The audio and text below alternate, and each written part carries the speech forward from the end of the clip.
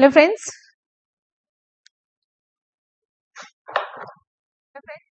नमस्कार, आप सभी का स्वागत है आपके अपने चैनल वनडे एग्जाम टारगेट पर। यहाँ पर हम लोग देखिए कवर करेंगे प्रैक्टिस सेट। और चलिए स्टार्ट करते हैं बिना किसी देरी के। आप लोग टेलीग्राम से जुड़ जाइएगा और साथ ही साथ में ना आप लोग को मतलब सही से नहीं, कान पकड़ के मतलब क्लास में लेके चलना है। करंट की क्लास आप लोग जरूर देख लिया करिए।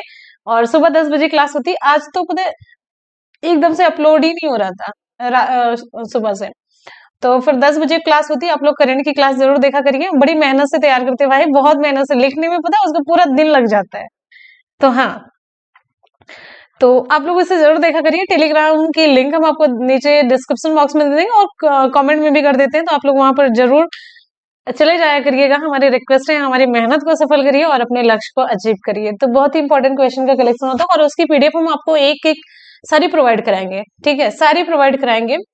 हाँ, परेशान मत होइए, लेकिन चीजों को आप लोग एकदम से अच्छे तरीके से पढ़िए। करंट की क्लास को बड़ी इंपॉर्टेंट है। और साथ ही साथ में, और अगर टेलीग्राम से आप लोग जुड़ना चाहते हैं तो जुड़ जाइएगा। वनडे एग्जाम टारगेट ऐसे डालेंगे, वनडे ये ऐसे लिखेंगे जैसे हम बोल रहे हैं वैसे लिखेंगे, नकल करके। One day exam target by Munmun है। ठीक है, और ढेर सारा आशीर्वाद आप लोगों को और नमस्कार, प्रणाम। और चलिए क्लास की तरफ चलते हैं। क्लास स्टार्ट करते हैं। क्वेश्चन आप सभी की स्क्रीन पर है। ओके, चलिए भाई। स्टेशन मास्टर लोग एकदम से रेडी हैं। रूट क्लियर है, जगह क्लियर है, रास्ता क्लियर है। क्लियर है तो हमारी एकदम से क्लास भी क्लियर है। चलिए, या तो आर होंगे या तो पार होंगे। तो आर पार के चक्कर में बीच बीच में गोला मत मारिएगा ऐसे कि ये हो रहा है।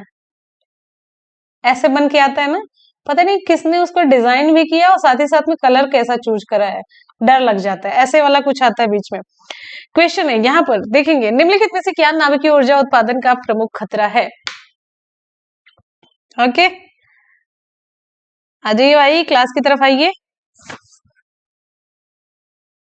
आज वैसे कौन सी तारीख है, कौन सी तारीख है, कौन सा दिन है, कौन सा महीना है। विकल्प आपका सी से होता है, भंडारण और प्रकीर्णन। देखिए, नाभिकीय ऊर्जा उत्पादन का प्रमुख खतरा जो होता है इसका भंडारण है, और प्रकीर्णन तो आप सभी जानते हो। और आजकल इसको छोड़ ही देते सारी बातों को और आगे बढ़ते हैं। अगला हमारा प्रश्न है, हम्म, परमाणु ऊर्जा भी ऐसे ही। परमाणु जो ईंधन होता है, परमाणु ऊर्जा है, उससे भी उसके विकिरण से बहुत सारी बीमारियां फैलती हैं और जटिल होता है, कार्सिनोजेनिक होता है, मतलब कैंसरस होता है, कैंसर उत्पन्न करने वाला होता है। तो इसके जो विकिरण होते हैं बड़े नुकसान करते हैं, चाहे वो इसका रेडिएशन हो नाभिकीय ऊर्जा का या फिर चाहे परमाणु, दोनों ऐसा ही होता है। और कंडीशन आजकल युद्ध में देखिए कुछ चल भी रही है। शर्करा को अल्कोहल में परिवर्तित करने की प्रक्रिया निम्नलिखित में से क्या कहलाती है। एक बार जल्दी से आप लोग वीडियो को शेयर कर देंगे, हम भी शेयर कर देते हैं। जस्ट अभी और आप लोग वीडियो को एक बार जल्दी से लाइक और शेयर करेंगे भाई। हाँ, शर्करा को अल्कोहल में परिवर्तित करने की प्रक्रिया निम्नलिखित में से क्या कहलाती है। चलिए जल्दी से बताइए। शर्करा को अल्कोहल में परिवर्तित करने की प्रक्रिया निम्नलिखित में से क्या कहलाती है। ब्लीचिंग है, किण्वन है, ऑक्सीकरण है, पाश्चुरीकरण है। सही जवाब यहाँ पर हो जाता है विकल्प आपका बी से होता है, किण्वन है, फर्मेंटेशन है। शर्करा को अल्कोहल में परिवर्तित करने की प्रक्रिया किण्वन कहलाती है। किण्वन में क्या होता है, जिसे हम कहते हैं इंग्लिश में फर्मेंटेशन कहते हैं। और इस क्रिया के अंतर्गत ऑक्सीजन की जरूरत नहीं पड़ती, ऑक्सीजन की आवश्यकता इसमें नहीं होती है। इस क्रिया के लिए सजीव की कोशिकाएं आवश्यक नहीं होती हैं। कोई सजीव हो उसकी कोशिका की जरूरत नहीं पड़ती है। इस प्रक्रिया में, फर्मेंटेशन में क्या होता है, ग्लूकोज के ऑक्सीकरण से अल्कोहल या कार्बनिक अम्ल का निर्माण होता है और एक गैस बनती है। जो पूछा जाता है वो गैस कौन सी होती है, ऑक्सीजन है, कार्बन मोनोऑक्साइड है, कार्बन डाइऑक्साइड है, हाइड्रोजन। कौन सी गैस होगी यहाँ पर फर्मेंटेशन की प्रक्रिया में, यहाँ पर कौन सी गैस बनती है, आपको जल्दी से बताना है। सिरका वगैरह ऐसे ही बनता है, अल्कोहल ऐसे ही बनता है। आगे देखिए, तो यहाँ पर हमारा उत्तर सही हो जाएगा, कार्बन डाइऑक्साइड गैस बनती है। ठीक है, यहाँ पर पानी का निर्माण नहीं होता, H2O नहीं बनती है। ध्यान दीजिएगा, कार्बन डाइऑक्साइड का निर्माण तो होता है लेकिन यहाँ पर पानी नहीं बनता है। और एक चीज आपको बताना है, जो ये पाश्चुरीकरण लिखा, पाश्चुरीकरण की क्या प्रक्रिया होती है? पाश्चुरीकरण क्या होता है? दूध को एक निश्चित ताप तक गर्म करते हैं, फिर उसको एकाएक ठंडा करते हैं। दूध को पहले गर्म करके एक निश्चित ताप और फिर उन निश्चित ताप पर गर्म करते हैं, फिर उसको ठंडा करते हैं। ठीक है, जिससे कि उसमें उपस्थित जो जीवाणु होते हैं, सूक्ष्म जीव होते हैं, वो क्या हो जाए, एकदम से निष्क्रिय हो जाए, इनएक्टिव हो जाए। ये है प्रक्रिया पाश्चुरीकरण। और पाश्चुरीकरण की खोज किसने की थी, ये आपको बताना है। ठीक है, शर्करा की बात करते हैं, C12H22O11 इसका सूत्र है। ठीक है, और यही जो किण्वन प्रक्रिया है ना, इसी के द्वारा ही वो बनाया जाता है, जो पौआ होता है, शराब होता है। हाँ, हिंदी में, शुद्ध हिंदी में कहते हैं दारू कहते हैं ना, तो ये इसी से बनाया जाता है, फर्मेंटेशन की प्रक्रिया के द्वारा ही।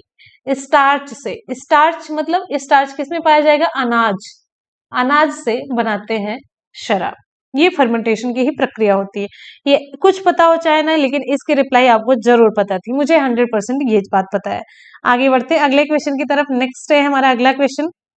अगला, छोटी आंत की आंतरिक दीवारों पर अंगुली नुमा संरचना पाई जाती है, उसे हम क्या कहते हैं? अरे भाई मैं बताऊं, जब लोग ना, मेरे घर के सामने एक बड़ा सा थोड़ा सा नाला है, तो ना जितने भी लोग पी के आते हैं, रास्ते पे कम चलते, नाले में ज्यादा गिरते हैं। तो गिर गिर के फिर उठते, फिर मतलब ये रात भर प्रक्रिया चलती रहती है। तो भाई बहुत सारी चीजें यहाँ पे एक्सपीरियंस है कि समझ में आती हैं। और वो बातें बोलते हैं जिनका कि मतलब कोई ताल्लुक ही नहीं होता है आगे। वो बिल्कुल ना रास्ते में चल पाते हैं, उनको जैसे लगता है कि जब पीने के बाद गड्ढा ही ज्यादा अच्छा लगता है क्या। छोटी आंत, हाँ विलाई है, बिल्ली कौन बोला, ये।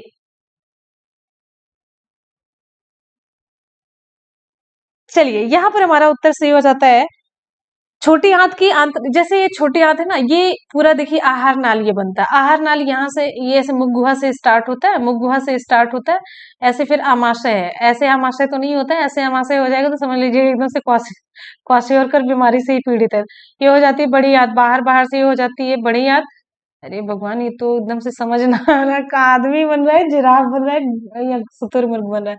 तो यहाँ से छोटी आंत के अंदर अंदर बहुत ऐसे बड़ी सी रहती है। छोटी आंत की लंबाई बड़ी होती है, तो छोटी आंत हो गई ना ऐसे। तो आंत इसको अगर छोटी सी काटते हैं तो ऐसे अंगुली के समान ऐसे ऐसे छोटे छोटे प्रवर्ध निकले होते हैं।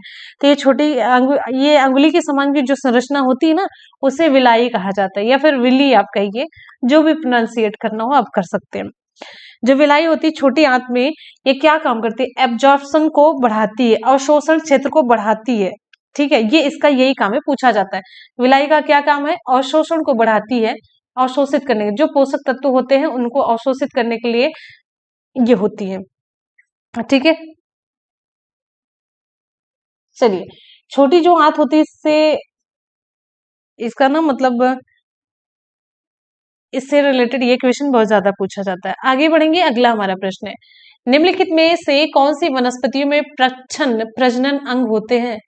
हाइडन, अच्छा छिपे हुए, हिडन रिप्रोडक्टिव ऑर्गन्स होते हैं। कलमा है, देवदार है, पाइनस है, जल पत्तियां है, मार्सेलिया जिसे कहते हैं, ऐसे होता है, पता है, ऐसे इसकी पत्तियां होती हैं।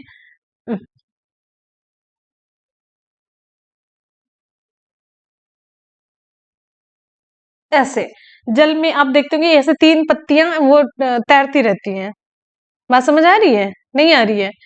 तो ये वाली कंडीशन होती है। आगे बढ़िए, यहाँ पर देखिए, तो विकल्प आपका यहाँ पर सही हो जाता है, जलती पत्तियां होती है। ठीक है, हम्म, तो मार्सिलियाई वनस्पतियों में ये हिडन रिप्रोडक्टिव अंग होते हैं। और आपको बताते चलते हैं, कुछ पौधों में छिपे हुए प्रजनन अंग होते हैं। इन पौधों को हम कहते हैं क्रिप्टोगेम्स, क्रिप्टोगेम कहते हैं, ये जानते रहिएगा। और क्रिप्टोगेम जो होते हैं, बीजाणुओं के द्वारा निर्मित हुए पौधे होते हैं, बीजाणुओं से इन पौधों का निर्माण होता है। ठीक है, अच्छा ये बताइए, आलू में प्रजनन कैसे होता है? आलू में जो प्रजनन होता है कैसे होता है? आलू में फूल के द्वारा, ध्यान से देखिए, फूल के द्वारा, जड़ों के द्वारा, तने के द्वारा, या फिर पत्ती के द्वारा। कौन सा सही जवाब होगा? आलू में जो प्रजनन होता है किसके द्वारा होता है? आप लोग फटाफट से बताएंगे। देखिए जितनी भी हम क्वेश्चन पूछते जाए ना, सभी क्वेश्चन बहुत इंपॉर्टेंट होते हैं, तो आप लोग फटाफट से रिप्लाई जरूर करते रहा करिए। सही जवाब हो जाता है आलू में जो प्रजनन होता है तने द्वारा होता है। और एक ब्राइफ, एक मिनट आगे देखेंगे जो पूछा गया है। अगला एक क्वेश्चन पूछा जाता है आर्किड। आर्किड है ना, आर्किड का नाम आप लोगों ने सुना हो। इसमें प्रजनन कैसे होता है? फूल द्वारा, जड़ द्वारा, तने द्वारा, पत्ती द्वारा, किसके द्वारा होता है आपको बताना है। चलिए हम आगे बढ़ते हैं अगले क्वेश्चन की तरफ। अगला क्वेश्चन हमारा है आप सभी के लिए, आर्किड में होता है, आर्किड में जड़ों के द्वारा होता है। आर्किड में जो प्रजनन होता है, आर्किड में प्रजनन जड़ों के द्वारा होता है, ठीक है। इसमें जड़ों के द्वारा होता है, आलू में तने के द्वारा होता है, ठीक। और किस में बचता है? ब्रायोफाइलम है। ब्रायोफाइलम में पत्ती के द्वारा होता है। ब्रायोफाइलम में पत्ती के द्वारा, ऐसे पत्ती होती है, यहाँ पर पत्ती से दूसरी पत्ती मतलब दूसरा पौधा उग जाता है, तो ब्रायोफाइलम में पत्ती के द्वारा प्रजनन होता है। आगे बढ़ते हैं, नेक्स्ट हमारा क्वेश्चन है, निम्नलिखित में से कौन सा भारत का सबसे पुराना नाभिकीय अनुसंधान रिएक्टर है? निम्नलिखित में से कौन सा भारत का सबसे पुराना नाभिकीय अनुसंधान रिएक्टर है? विकल्प आपका कौन सा सही होगा? फटाफट से। ओके भाई, हाँ अगला क्वेश्चन हमारा नेक्स्ट आप सभी की स्क्रीन पर फटाफट से।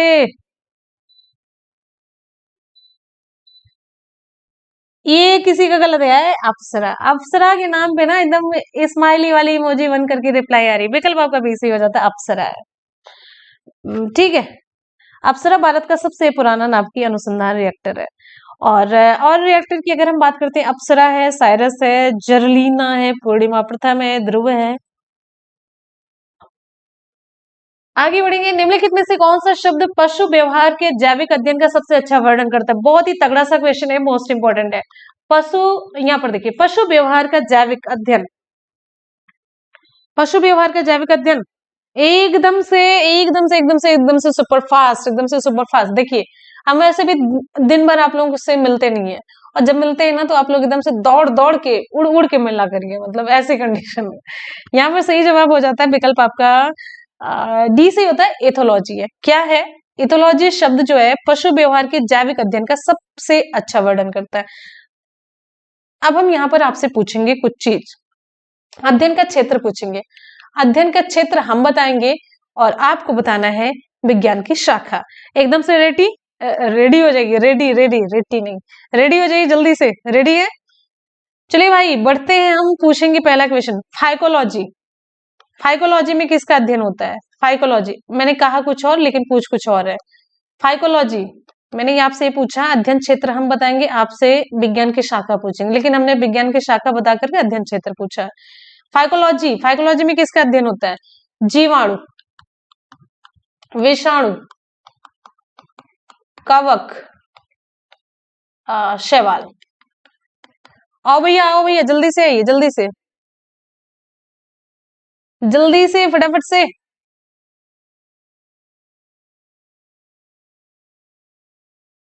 आ जाइए भाई अगले क्वेश्चन की तरफ। नेक्स्ट हमारा क्वेश्चन, कहाँ भाग गए?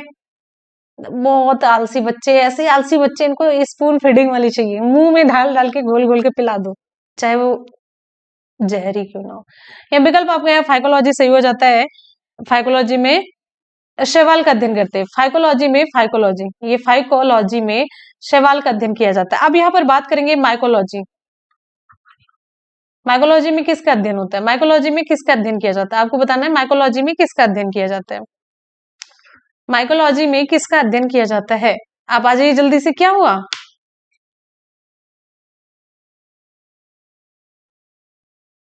जहर का सेंस ये है कि चाहे गड़बड़ी चीज क्यों ना हो बच्चे।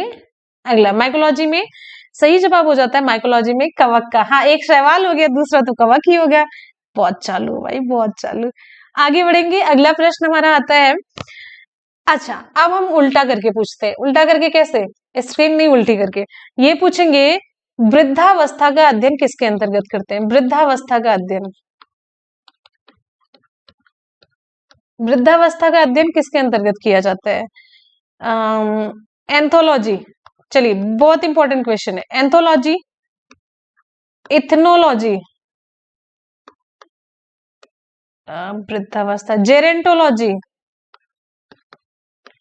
यहाँ पे कम से कम 10 क्वेश्चन तैयार करा के भेजेंगे। और साथ ही साथ में इटियोलॉजी।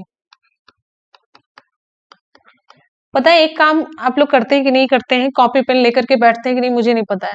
वृद्धावस्था का अध्ययन किसमें होता है? वृद्धावस्था का अध्ययन आप लोग वृद्धावस्था का अध्ययन किसके अंतर्गत होता है? आप लोग जान लीजिए, आपको बड़ी जरूरत है एकदम से उसी अवस्था में सभी लोग प्रवेश करें हैं।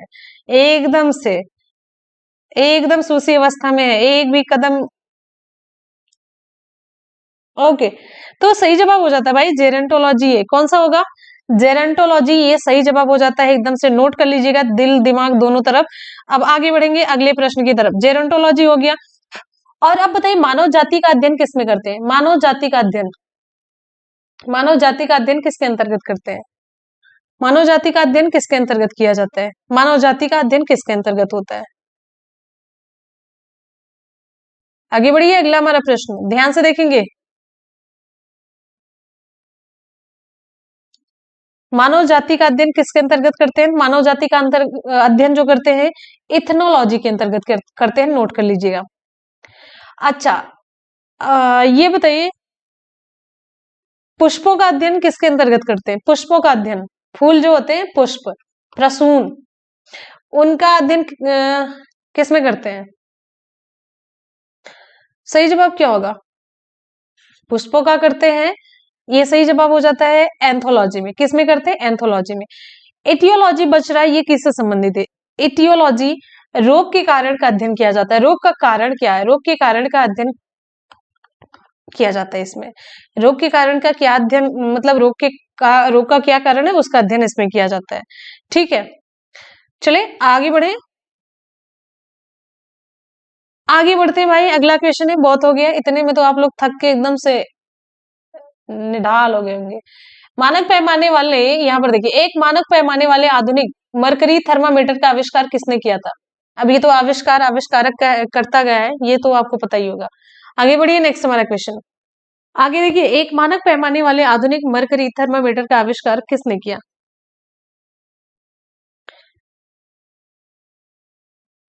आ जाइए जल्दी से। अरे भैया, बड़ा तगड़ा नाम कौन सा है यार। आगे विकल्प यहाँ पर बिल्कुल सही, हमारा विकल्प बी सी होता है, डैनियल ग्रेबियल फॉरेनहाइट है। एक मानक पैमाने वाले आधुनिक मरकरी थर्मामीटर का आविष्कार डैनियल ग्रेबियल फॉरेनहाइट ने किया था। अच्छा, आपको बताना है जो चिकित्सकीय थर्मामीटर होता है उसका परास कितना होता है? कितने डिग्री सेंटीग्रेड से लेकर के कितने डिग्री सेंटीग्रेड तक होता है? थर्मामीटर का जो परास होता है कितने से कितने के बीच होता है? और साथ ही साथ में बताइए सेंटीग्रेड में मनुष्य के शरीर का तापमान कितना होता है और डिग्री फॉरेनहाइट में कितना होता है? और डिग्री फॉरेनहाइट और डिग्री सेंटीग्रेड में कितना होता है? आगे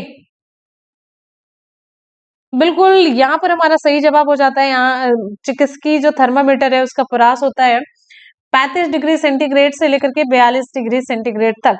और मनुष्य का जो सेंटीग्रेड में तापमान होता है 37 डिग्री सेंटीग्रेड होता है, 37 डिग्री।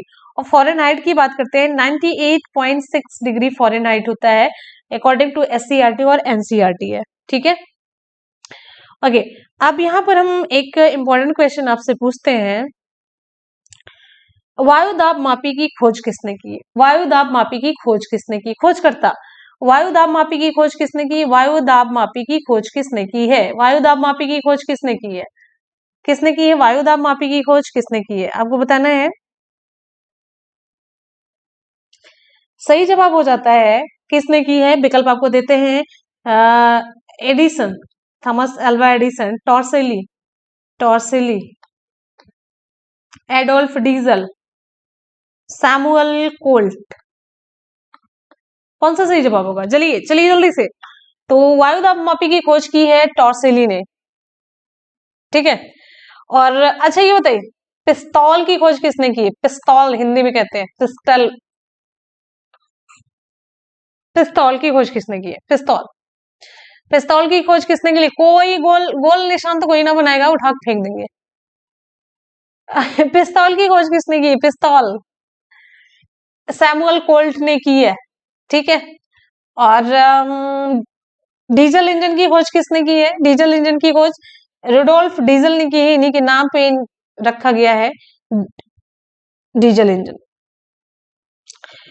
अच्छा, और सीमेंट की खोज किसने की? सीमेंट कोई बता सकता है?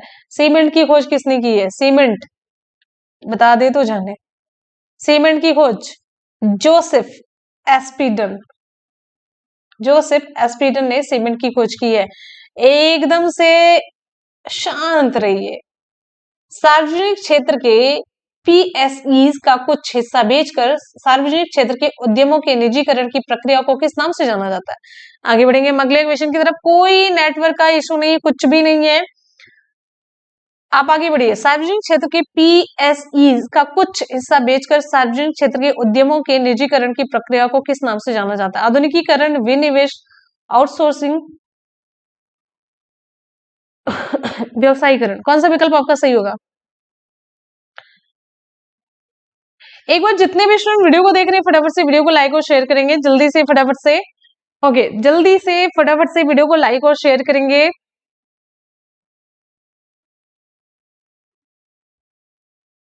हम्म,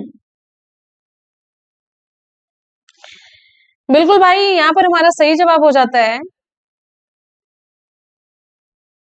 विकल्प बी, विनिवेश। तो कई मारना था, लेकिन चलिए विकल्प आपका बी सही हो जाता है, विनिवेश, और सबका सही है। क्या बात है। सरकारी क्षेत्र में सरकारी हिस्सेदारी को कम करना ही विनिवेश कहलाता है। सबसे इंपॉर्टेंट चीज एक लाइन में जानिए, सरकारी जो क्षेत्र है इसमें सरकारी हिस्सेदारी को कम करना ही विनिवेश कहलाता है, ठीक है। चलिए आगे बढ़ेंगे हम, एक एक चीज आपको बताते चलते हैं। आउटसोर्सिंग किसे कहते हैं? इसमें जो है एक कंपनी अपने आंतरिक कार्य के लिए दूसरी कंपनी के साथ समझौता करके उससे वह काम करवाती है, जो वही होती है आउटसोर्सिंग।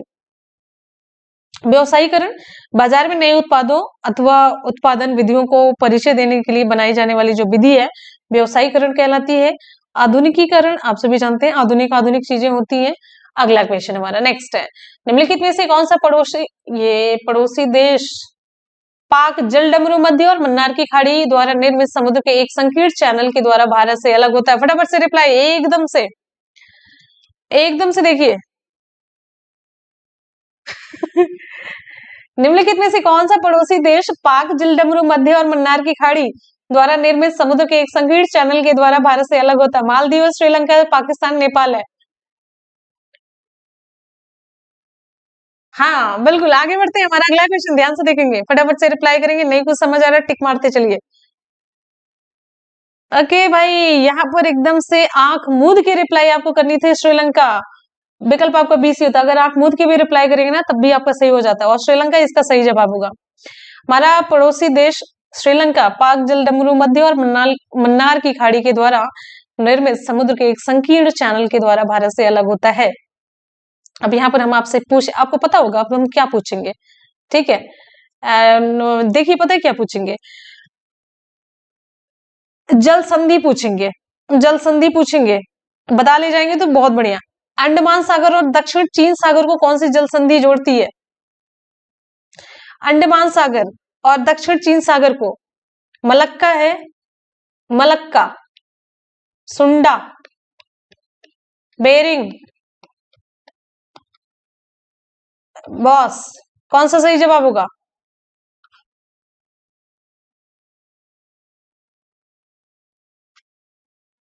बिल्कुल सही, मलक्का है। और यहाँ पर आधा तो शुरू हो गई, पंचायती शुरू हो गई इनकी, बाद में कर लियो, यहाँ पर सही जवाब हो जाता है मलक्का है। अच्छा ये बताइए, जावा सागर और हिंद महासागर को कौन सी जल संधि जोड़ती है? जावा सागर, जावा सागर, विकल्प यही है, चार विकल्प है, जावा सागर और हिंद महासागर। जावा सागर और हिंद महासागर को कौन सी जल संधि जोड़ती है? जावा सागर और हिंद महासागर को कौन सी जल संधि जोड़ती है? विकल्प यही है आपका, मलक्का है, सुंडा है, बेरिंग है, बॉस है। तो ये बिल्कुल सही है जितेंद्र, बहुत बढ़िया, ये सुंडा है। नहीं भाई, रिप्लाई देने के लिए सुंडा, सुंडा ये सही जवाब हो जाता है। अब आगे यहाँ पर देखेंगे, बेरिंग सागर और कौन सा सागर है, बेरिंग को छोड़ते हैं।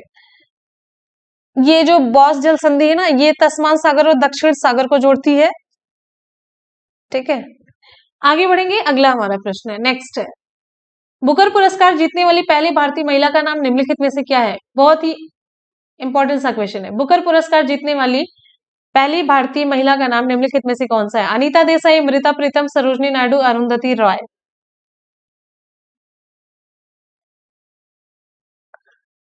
आगे बढ़िए, हमारा अगला क्वेश्चन है, नेक्स्ट है, आप सभी की स्क्रीन पर आगे देखिए।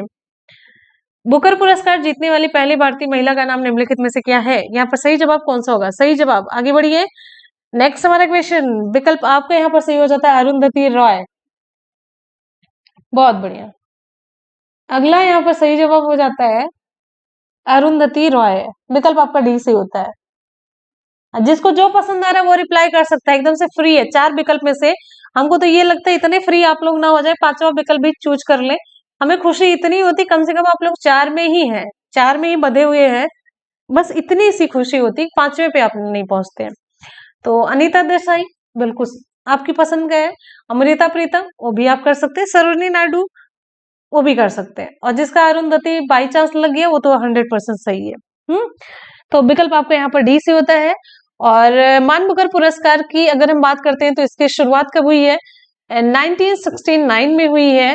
और जानते हैं मान बुकर पुरस्कार साहित्य के क्षेत्र में नोबेल पुरस्कार के बाद, नोबेल पुरस्कार के बाद सबसे बड़ा पुरस्कार माना जाता है जो मान बुकर पुरस्कार है। मतलब यहाँ पे जो क्वेश्चन मान बुकर से रिलेटेड पूछा जाता है इंपॉर्टेंट होता है, और आपके करंट में पूछा जाता है, और करंट को हम अच्छे तरीके से कवर कर रहे हैं, तो उसमें आपको सारी चीजें हम बताते हुए चलेंगे। और मान बुकर पुरस्कार पाने वाले कुछ भारतीय मूल के हम लेखक के बारे में बताएंगे और उनकी रचनाएं भी आपको बताते चलते हैं। देखिए,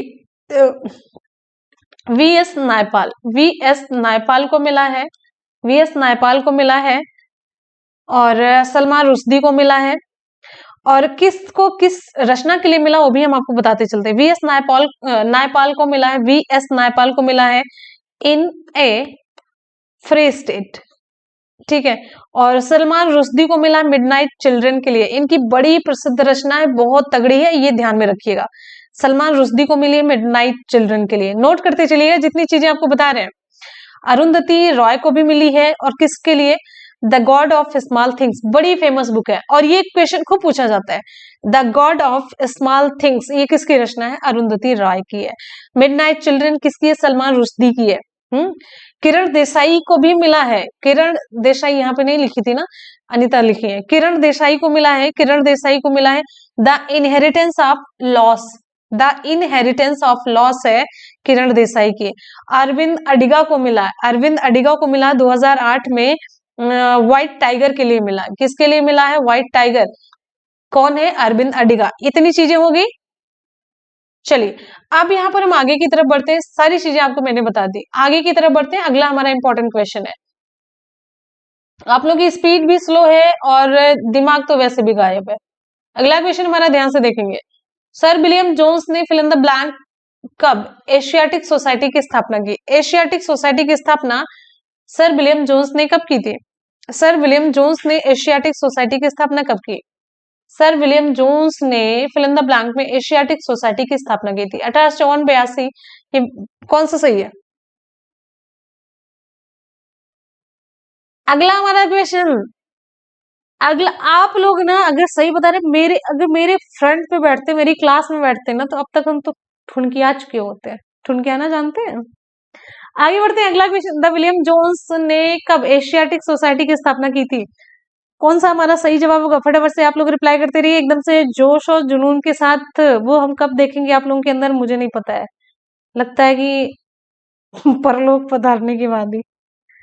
तो ये सही जवाब हो जाता है यहाँ पर, विकल्प आपका डी से होता है। 1784 है, डी है 100%। विकल्प आपका डी 1784 है। अब यहाँ पर ये बताइए, आत्मीय सभा के संस्थापक कौन है? आत्मीय सभा के संस्थापक, अब हम विकल्प नहीं देंगे, आप लोग रिप्लाई करिए। अब विकल्प ऐसे ओरल दे देते हैं। आत्मीय सभा के संस्थापक राजा राम मोहन राय टैगोर, देवेंद्र नाथ टैगोर, सर सैयद अहमद खान, ज्योतिबा फुले। विकल्प कौन सा हमारा सही होगा?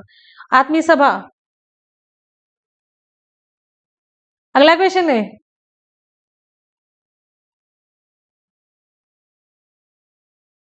बिल्कुल, यहाँ पर हमारा सही हो जाता है आत्मीय सभा राजा राम मोहन राय ने इसके मतलब इसके संस्थापक है। अच्छा, तत्व बोधिनी सभा आप लोगों ने नाम सुना है? तत्व बोधिनी सभा, तत्व बोधिनी सभा, तत्व बोधिनी सभा के संस्थापक कौन है? तत्व बोधिनी सभा के संस्थापक विकल्प आपको देते हैं, सर सैयद अहमद खान, रविन्द्रनाथ टैगोर, ज्योतिबा फुले और देवेंद्र नाथ टैगोर। तत्व बोधिनी सभा, तत्व बोधिनी सभा।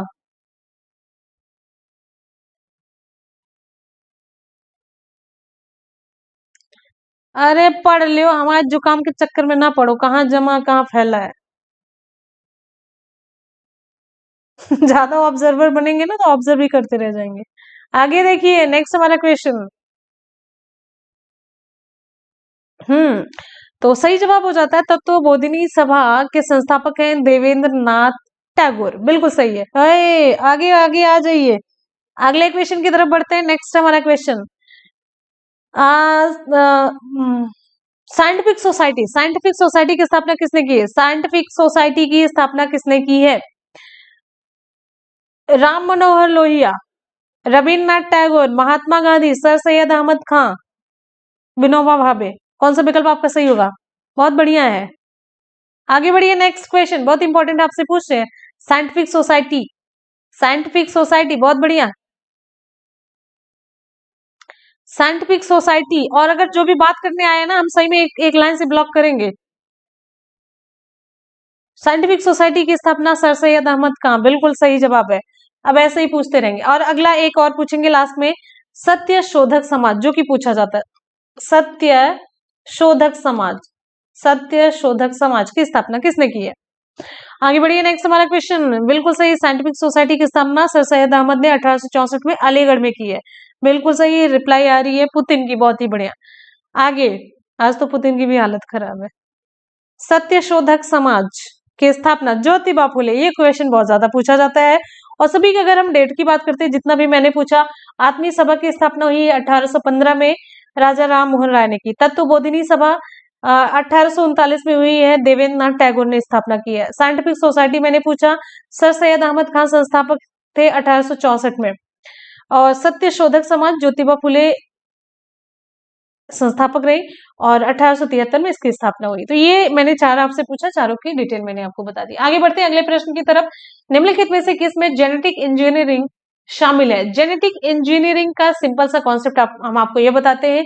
किसी भी जीव के डीएनए में, जैसे ये डीएनए है, तो यहाँ पे हमें कोई ऐच्छिक चीज, जैसे कि मुझे चाहिए कि ये धान का पौधा है, हम ये चाहते हैं कि धान की जो फसल है लंबी होती है तो बहुत जल्दी गिर जाती है, तो नुकसान हो जाता है, तो मतलब छोटी हाइट की फसल बने। तो इसके डीएनए में ना हम वो ऐच्छिक वाली चीज जो हम चाहते हैं वो इंसर्ट करा के फिर इसमें डाल करके ऐसा बीज उत्पन्न करते हैं। यही होता है कि जो ऐच्छिक चीजें होती है किसी भी जीव के डीएनए में छोटे से पार्ट में उसको इंसर्ट करा के फिर दूसरे जीव में या फिर पौधे में डाल दी जाती है। यही होता है जेनेटिक इंजीनियरिंग, सिंपल सा कॉन्सेप्ट है। इसको पॉजिटिव सेंस में लिया जाता है, अच्छी चीज है ये। तो विकल्प आपका डी सी होता है, जीन क्रांति है। बिल्कुल सही, विकल्प आपका डी सी होता है, जीन क्रांति है। जीन क्रांति में जेनेटिक इंजीनियरिंग शामिल है। ठीक है, चलिए आगे बढ़ते हैं। एक और क्वेश्चन है, डीएनए को काटने के लिए जिस एंजाइम का प्रयोग होता है उसे हम कौन सा एंजाइम कहते हैं? उसे कहते हैं रिस्ट्रिक्टेड एंडोन्यूक्लिएज कहते हैं। ठीक है, ये हो गया। और आगे बढ़ेंगे, इसी पे एक क्वेश्चन आपके एग्जाम में पूछा गया था, आपको पता है? बीटी कॉटन और बीटी बैगन का, बीटी कॉटन का पूछा गया था ना, बीटी कॉटन और ये बीटी बैगन, बीटी कॉटन जो है और बीटी बैगन, ये भी जेनेटिक इंजीनियरिंग पर ही आधारित है। जीन तकनीकी का प्रयोग करके ही इसे बनाया गया था। और ये कैसे पौधे थे जानते हैं? कीट प्रतिरोधी, इनमें जो विशेषता डाली गई थी डीएनए के माध्यम से, कीट प्रतिरोधी थी। मतलब कीट इनकी तरफ जाते हैं तो वापस लौट जाते हैं, मतलब इनमें प्रतिकर्षण हो जाता है। कीट प्रतिरोधी पौधे ये तैयार किए गए थे। और आगे बढ़ते हैं अगले प्रश्न की तरफ। आपके एग्जाम में एक क्वेश्चन पूछा गया था, हाँ, ट्रांसजेनिक पौधे, बिल्कुल सही, ट्रांसजेनिक पौधे। आगे, निम्नलिखित में से कौन सा स्मारक किंग जॉर्ज पंचम और क्वीन मेरी का भारत में स्वागत करने के लिए बनवाया गया था, जो गुजराती शैली से प्रभावित था? किसी का भी गलत नहीं होगा, 100% हमें जानते हैं। यही सब पढ़ पढ़ के तो आप एकदम से केवीसी में जाने वाले हैं। अगला क्वेश्चन, शिवा अभी ना एक तो इतने दिन के बाद आए हो और ऊपर से इनको ब्लॉक करो उनको ब्लॉक करो, अब तक शांति मची हुई थी। आगे, निम्नलिखित में से कौन सा स्मारक किंग जॉर्ज पंचम और क्वीन मैरी का भारत में स्वागत करने के लिए बनवाया गया था? आगे बढ़ते हैं, अगला हमारा क्वेश्चन, विकल्प कौन सा सही है? शाबाश, यहाँ पर हमारा विकल्प बी सी होता है, गेटवे ऑफ इंडिया। विकल्प आपका बी सी होता है, गेटवे ऑफ इंडिया। चलिए, तो ये तो सबका सही हो गया भाई। इसके लिए हमें कोई खुश, कौन सी बोले? इसके बाद भी सी कौन बोले? चलिए, तो भाई गेटवे ऑफ इंडिया की स्थापना कब हुई थी? 1924 को हुई थी, 4 दिसंबर। और जलियांवाला बाग हत्याकांड कब हुआ था? 13 अप्रैल 1919 को हुआ था। अच्छा, इंडिया गेट का वास्तुकार कौन था? इंडिया गेट का वास्तुकार कौन था? इंडिया गेट का वास्तुकार, चलिए जल्दी से बताइए। इंडिया गेट का वास्तुकार, इंडिया गेट के वास्तुकार एडविन लुटियंस थे। ठीक है, इंडिया गेट के मशाल को अमर जवान ज्योति कहते हैं ना। आगे बढ़ते हैं, अगला प्रश्न हमारा, नादिर शाह ने फिल इन द ब्लैंक में भारत पर हमला किया और दिल्ली में लूटपाट की थी। ये आपका सही नहीं होगा, तुक्का मारेंगे, हमें पता है। नादिर शाह ने फिल इन द ब्लैंक में भारत पर हमला किया और दिल्ली में लूटपाट की थी।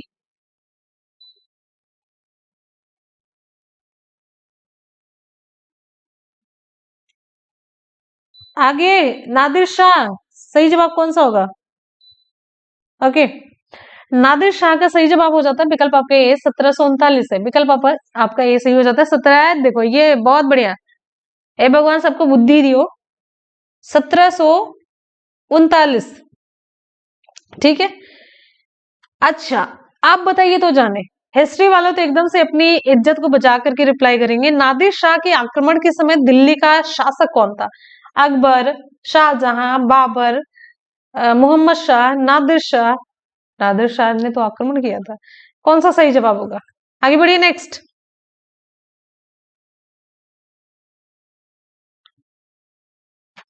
जो आंसर देता है हम उसे ब्लॉक करते हैं। कॉपी पेस्ट नहीं, हम कॉपी पेस्ट वालों को ब्लॉक करते हैं।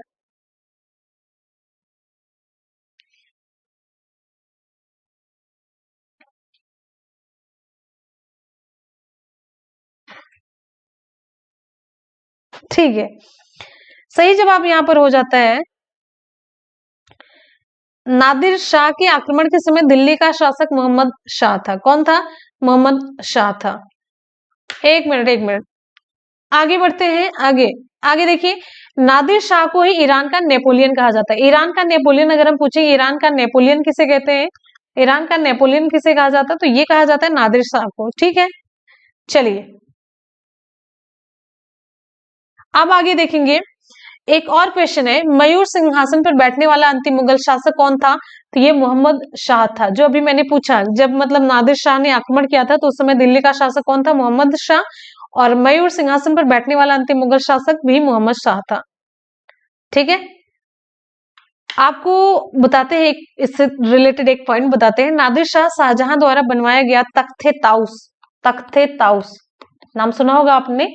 ये तख्ते ताउस बताने वाले थे, तख्ते ताउस, मयूर सिंहासन और कोहिनूर हीरा लेकर के फारस वापस लौटा था और ये दोनों चीजें लेकर के गया था। ये क्वेश्चन आपको बताने वाले थे। ठीक है, चलिए आगे बढ़ते हैं हम अगले प्रश्न की तरफ। नेक्स्ट है, पुस्तक है बहुरूपी गांधी किसने लिखी है?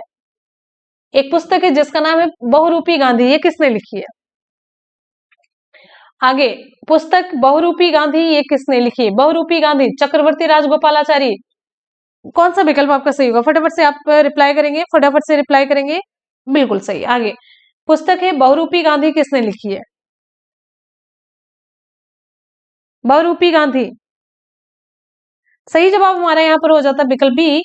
विकल्प बी आपका सही होता है, अनुबंधोपाध्याय, अनुबंधोपाध्याय।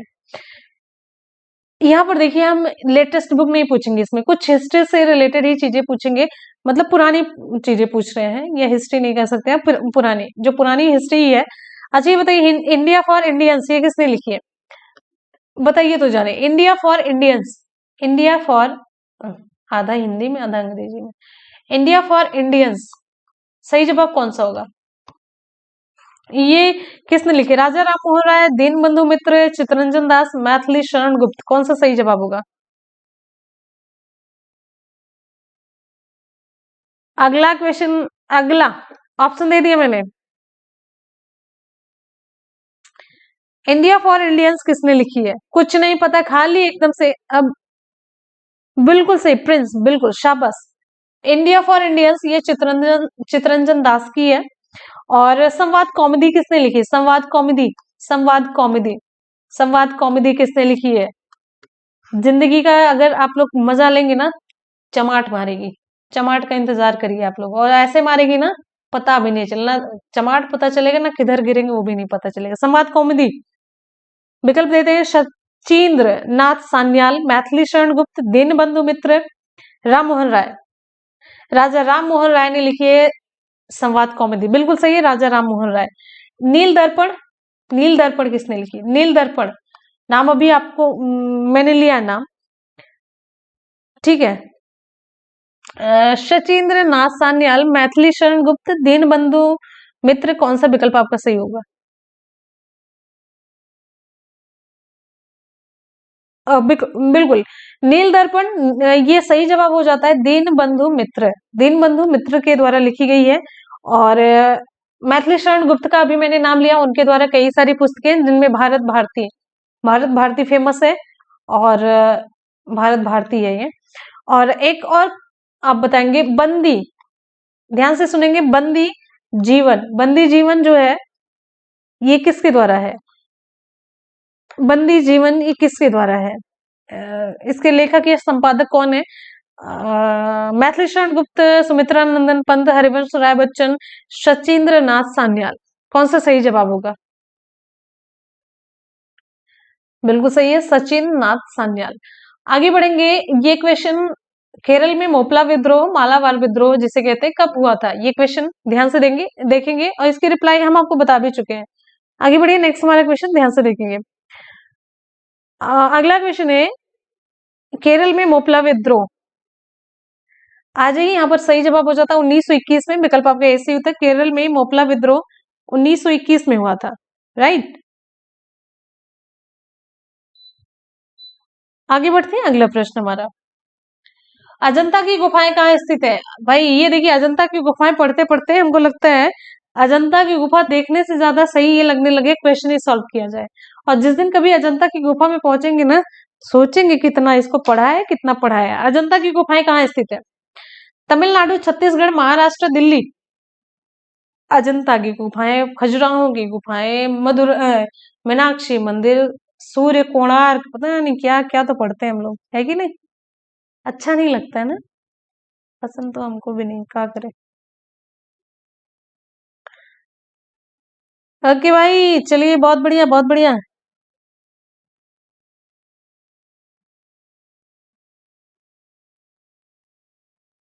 सही जवाब हमारा विकल्प आपका सी सी हो जाता है, महाराष्ट्र है, बिल्कुल सही, 100%, बिल्कुल सही, 100% महाराष्ट्र है। अच्छा, अब ये बताइए, भीमबेटका कहाँ पे है? फटाफट से बताइए, जितनी जल्दी मतलब, भीमबेटका कहाँ पे? एक एक सेकंड में आप लोग रिप्लाई करते चलिए, और पूछेंगे, बहुत सारी गुफाएं हम पूछ लेंगे। भीमबेटका गुफाएं कहाँ पर है भाई? आगे आइए, भीमबेटका, भीमबेटका, भीमबेटका, भीमबेटका गुफाएं कहाँ पर है? विकल्प नहीं देंगे। भीमबेटका यही नहीं है, यही मध्य प्रदेश में है, भीमबेटका मध्य प्रदेश में है, मध्य प्रदेश का रायसेन जिला है, वो है। अच्छा बताइए, बराबर गुफाएं कहाँ पर है? बराबर गुफाएं कहाँ पर है? बराबर गुफाएं कहाँ पर है? आपको दे देते हैं, मध्य प्रदेश, बिहार, महाराष्ट्र, छत्तीसगढ़, कौन सा सही होगा? आगे आगे आगे, आगे आइए तो जाने, आगे रिप्लाई करिए तो जाने। ओके भाई, आ जाइए। बराबर गुफाएं, बराबर बराबर बराबर कहाँ पे है? बराबर गुफाएं है, नकलची। अच्छा, एक ज्ञान की बात मिल गई, ज्यादातर गुफाएं माउंटेन एरिया में होती हैं। हमको ज्ञान की प्राप्ति हो गई, अब मोक्ष मिलने वाला है। आगे, ये जो बराबर गुफाएं हैं, बिहार में है। सबको मिलता है डिस्टिंक्शन इस क्वेश्चन पे, ठीक है। चलिए भाई, आगे बढ़ते हैं। अगला हम पूछते हैं, चंदा देवी, चंदा देवी गुफाएं, क्वेश्चन सब पूछे गए हैं। आप लोग को सब मजाक लगता है। चंदा देवी गुफाएं, चंदा देवी गुफाएं कहाँ पर है? चंदा देवी गुफाएं, चंदा देवी गुफाएं कहाँ पर है?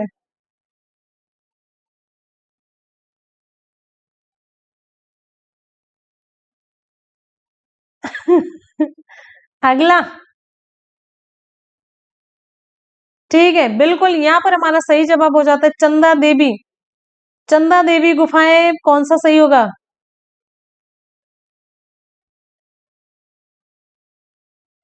शिवा बोरिया बिस्तर साथ गढ़ई में फेंकेंगे, हमको मोक्ष देने चले हैं। चंदा देवी गुफाएं ये सही जवाब हो जाता है। विकल्प यही है आपका, चार है। चंदा देवी गुफाएं ये छत्तीसगढ़, बिल्कुल सही, आपकी रिप्लाई सही आ जाती है। ठीक है, और अब आगे और पूछते हैं।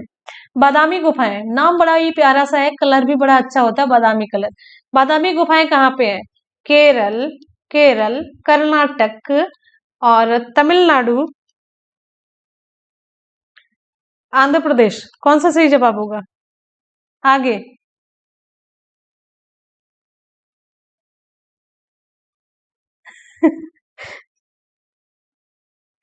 अगला, जाओ, ऑल द बेस्ट, रो लेना खूब बढ़िया से, चिल्ला के रोना तब आना। बादामी गुफाएं कहाँ पे है? सही जवाब है, बादामी गुफा ये है कर्नाटक में, बिल्कुल सही, कर्नाटक है। अच्छा ये बताइए, बोरा गुफाएं कहाँ पे है?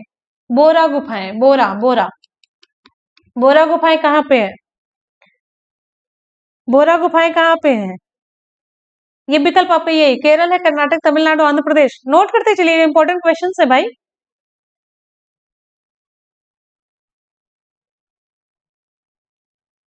बोरा, बोरा बोरा, अभी किसी की रिप्लाई, बोरा बिल्कुल सही, मालती, शाबाश बच्चे। बोरा है आंध्र प्रदेश में, बोरा आंध्र प्रदेश में है। और अच्छा चलिए, बादामी हो गया, बोरा हो गया, वराह, वराह गुफाएं कहाँ पर है? वराह गुफाएं कहाँ पर है? चलिए,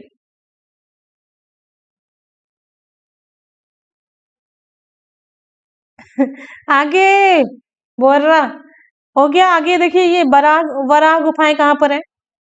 वराह गुफाएं ये हम आपको बताते चलते हैं, महाबलीपुरम में है, महाबलीपुरम में। ठीक है, आप चलिए, ये बहुत ही आसान से, ये तो आप बता ले जाएंगे। एलिफेंटा कहाँ पर है? एलिफेंटा की गुफाएं, एलिफेंटा की गुफाएं कहाँ पर है? एलिफेंटा की गुफाएं कहाँ पर है? एलिफेंटा की गुफाएं, एलिफेंटा की गुफाएं कहाँ पर है? मुंबई में है। अच्छा, ये एक और लास्ट का क्वेश्चन, बाघ की गुफाएं कहाँ पर है? बाघ की गुफाएं कहाँ पर है, ये आपको बताना है, और साथ ही साथ में हम आगे की तरफ बढ़ेंगे। बाघ की गुफाएं कहाँ पर है?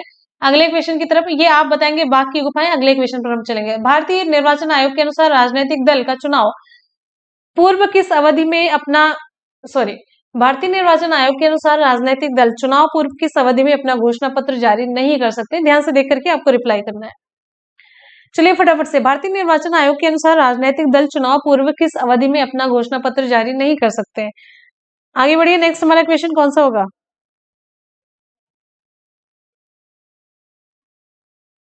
भारतीय निर्वाचन आयोग के अनुसार राजनीतिक दल चुनाव पूर्व,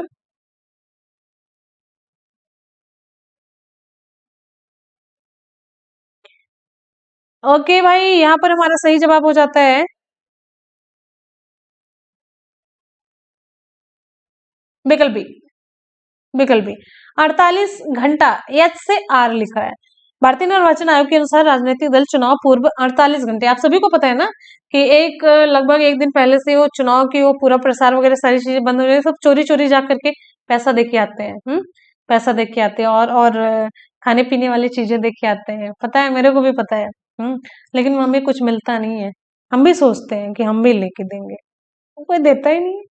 अच्छा, फिर उसके बाद से आगे बढ़ते हैं, अगला क्वेश्चन हमारा। अच्छा ये बताइए, भारतीय संविधान में निर्वाचन आयोग का उल्लेख किस अनुच्छेद के अंतर्गत है? 326, 324, 25, 22, कौन सा सही जवाब होगा? 326, 322, 324, 325। भारतीय संविधान में निर्वाचन आयोग का उल्लेख अनुच्छेद किस अनुच्छेद के अंतर्गत आता है? सही जवाब कौन सा होगा, किस के अंतर्गत आता है? इसका सही जवाब होगा 324 है, राइट। आगे बढ़ते हैं, अगला क्वेश्चन हमारा, अगला क्वेश्चन, लेकिन वो बंद कुछ नहीं होता है। भारत में राष्ट्रीय जलमार्ग, नेशनल वाटरवे, भारत में राष्ट्रीय जलमार्ग के अनुसार प्रयागराज हल्दिया मार्ग की लंबाई कितने किलोमीटर में? अच्छा, ये क्वेश्चन पूछा जा रहा है। भारत में राष्ट्रीय जलमार्ग के अनुसार इलाहाबाद से हल्दिया मार्ग की लंबाई आपकी कितनी है? हमने बताया भी आपको, ये बताइए जल्दी से कौन सा सही जवाब होगा। यहाँ पे सही जवाब हो जाता है हमारा, विकल्प आपका सही हो जाता है डी, 1620 किलोमीटर है। कितनी है? 1620 किलोमीटर है। और राष्ट्रीय जलमार्ग 1 है ना, नेशनल वाटरवे फर्स्ट है, तो 1620 है इसकी, और जो 2 है इसकी 891 करीब है। चलिए आगे, कंप्यूटर और इंटरनेट के क्षेत्र में W3C का पूर्ण रूप क्या है? मतलब 3 बार W है, इसका मतलब क्या है? W3C का मतलब क्या है? वर्ल्ड वाइड वेब कंसोर्टियम है, या फिर सी से कमीशन है?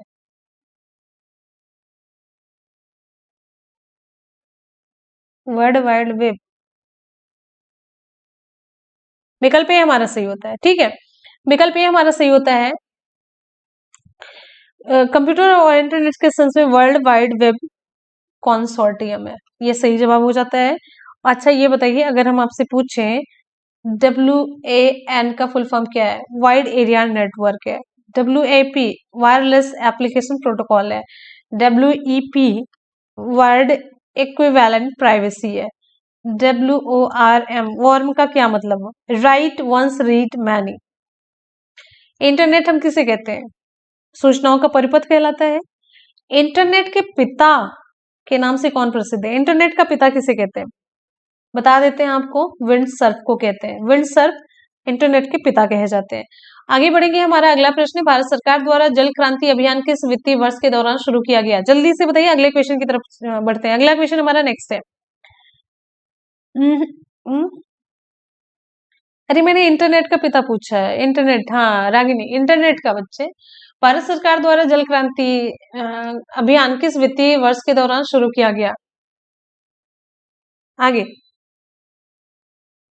ओके, फास्ट ही चल रहे हैं, ठीक है। भारत सरकार द्वारा जल क्रांति अभियान किस वित्तीय वर्ष के दौरान शुरू किया गया? यहाँ पर सही जवाब हमारा हो जाता है विकल्प बी है, 2015-16 में, 2015-16 में, ठीक है। और जलग्राम योजना के तहत जलग्राम का चयन और इसका कार्यान्वयन जिला स्तरीय समिति द्वारा किया जाएगा। और बहुत सारे उद्देश्य इसके होते हैं। इसका उद्देश्य मेन होता है कि जल संसाधन का संरक्षण और जो प्रबंधन है परंपरागत तरीके से किया जाए, और साथ ही साथ में मेनली जल का संरक्षण हो और सभी तक ये मतलब पानी वगैरह पहुंच सके, ये चीजें हैं। अगले क्वेश्चन की तरफ बढ़ेंगे। नेक्स्ट है, श्री गुरु नानक देव जी का जन्म, श्री गुरु नानक देव जी का जन्म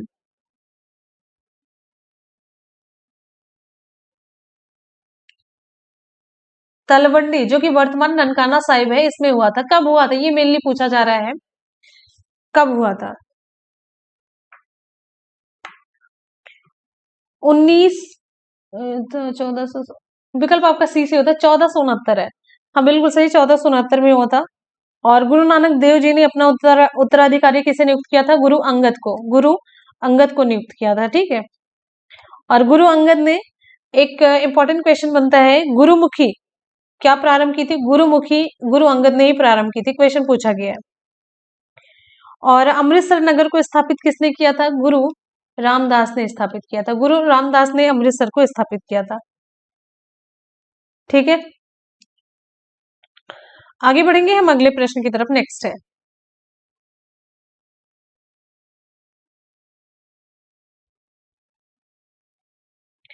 16वीं लोकसभा की अध्यक्ष का नाम क्या था?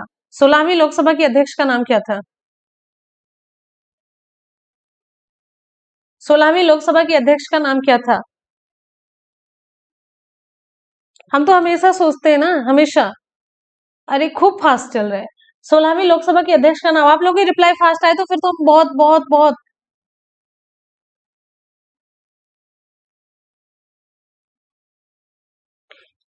आज जिसको भी पता किसी से भी दिक्कत हो सबको एक साथ ब्लॉक करो, सबको एक साथ। विकल्प यहाँ पर आपका सही हो जाता है, विकल्प आपका डी से होता है, सुमित्रा महाजन।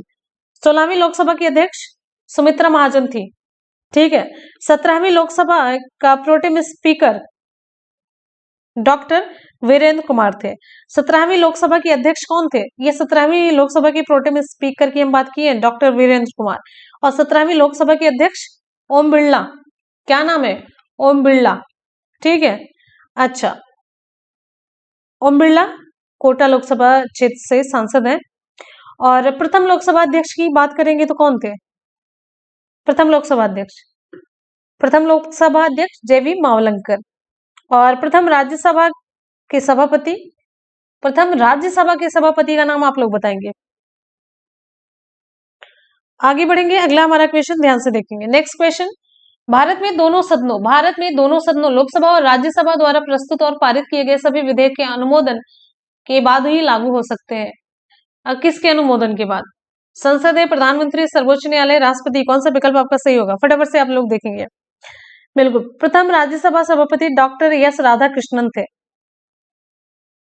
राधाकृष्णन, सर्वपल्ली नहीं। तो विकल्प आपका यहाँ पर डी सी हो जाता है, राष्ट्रपति। भारत में दोनों सदनों लोकसभा और राज्यसभा द्वारा प्रस्तुत और पारित किए गए सभी विधेयक राष्ट्रपति के अनुमोदन के बाद ही लागू होते हैं, ठीक है।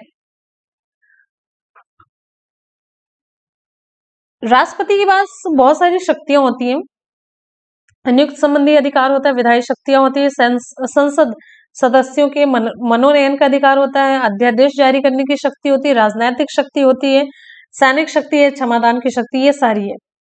आगे बढ़ेंगे, अगला प्रश्न है, फिल इन द ब्लैंक में स्थित चैलेंजर डीप को पृथ्वी पर ज्ञात सबसे गहरा बिंदु माना जाता है। कहां पर स्थित चैलेंजर डीप को? जावा की खाड़ी। चलिए आगे बढ़िए, जावा की खाड़ी है, लेक आइरे है, प्यूंटो रिको खाड़ी है, मारियाना खाड़ी है। विकल्प आपका कौन सा सही होगा? फटाफट से आप लोग रिप्लाई करेंगे। यहाँ पर आपका विकल्प डी से होता, मारियाना खाड़ी है। मारियाना खाड़ी में स्थित चैलेंजर द्वीप को पृथ्वी पर ज्ञात सबसे गहरा बिंदु माना जाता है। मारियाना गर्त ये कहां पर है? मारियाना गर्त ये कहां पर है?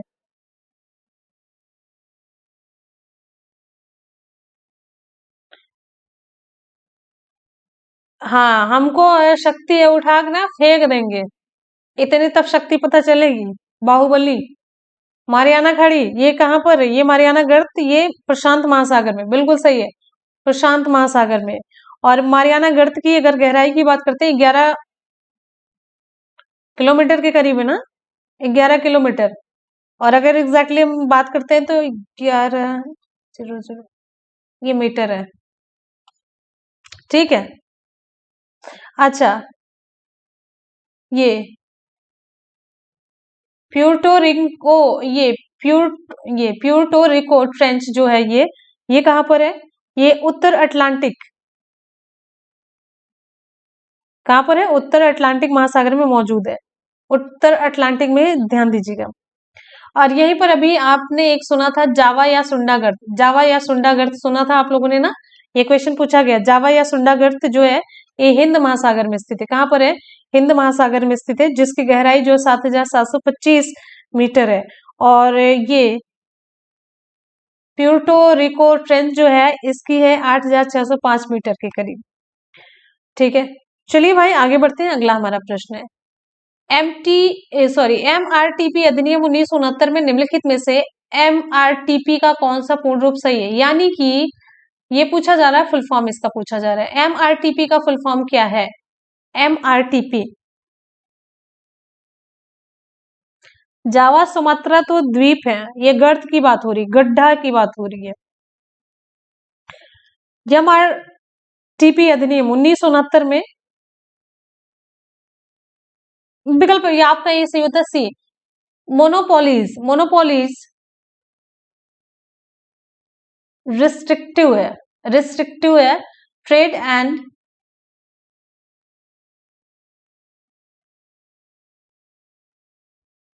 ये प्रैक्टिसेस होगा, monopolies restrictive and practices act होगा, ये नहीं होगा, प्रैक्टिसेस होगा। ठीक है, विकल्प आपका सी से होता है। चलिए भाई आगे बढ़े, इससे पहले हम लोग क्या करेंगे,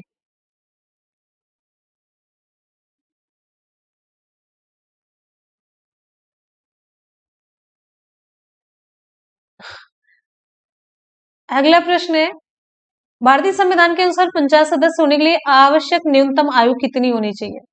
भारतीय संसद के अनुसार पंचायत सदस्य होने के लिए आवश्यक न्यूनतम आयु कितनी है? चलिए जल्दी से बताइए। भारतीय संविधान के अनुसार पंचायत सदस्य होने के लिए आवश्यक न्यूनतम आयु कितनी है? 24 साल, 21, 28 या फिर 18? विकल्प आपका बी से हो जाता है यहाँ पर। विकल्प आपका बी कितनी है? 21 है। अच्छा, यहाँ पर हम एक क्वेश्चन आपसे पूछेंगे, यहीं से हम फिर से कल से क्लास को स्टार्ट करेंगे। कल से क्लास पे यहीं से स्टार्ट करेंगे हम। और बहुत सारी चीजें हैं, आप लोग हमें लग रहा है एकदम से थक भी गए हैं। ठीक है, चलिए रिवीजन कर लेते हैं, हम लोग रिवीजन क्लास कर लेते हैं, एकदम से फटाफट से रिवीजन कर लेते हैं। क्वेश्चन है, और आप लोग 10 बजे की क्लास जरूर ज्वाइन करिए भाई। हाँ? निम्नलिखित में से क्या नाभिकीय ऊर्जा उत्पादन का प्रमुख खतरा है? आगे, निम्नलिखित में से क्या नाभिकीय ऊर्जा उत्पादन का खतरा है? विकल्प आपका कौन सा सही होगा? सही जवाब हो जाता है विकल्प आपका सी, भंडारण और प्रकीर्णन है। नेक्स्ट है, शर्करा को अल्कोहल में परिवर्तित करने की प्रक्रिया निम्नलिखित में से क्या कहलाती है? शर्करा को, अभी ओरल टेस्ट लेंगे, शर्करा को अल्कोहल में परिवर्तित करने की प्रक्रिया क्या कहलाती है?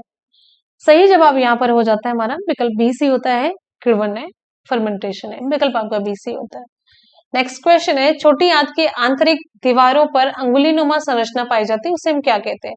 छोटी आंत की आंतरिक दीवारों पर अंगुलीनुमा संरचना पाई जाती क्या कहलाती है? विकल्प आपका यहाँ पर वी सही होता है, विलाई है।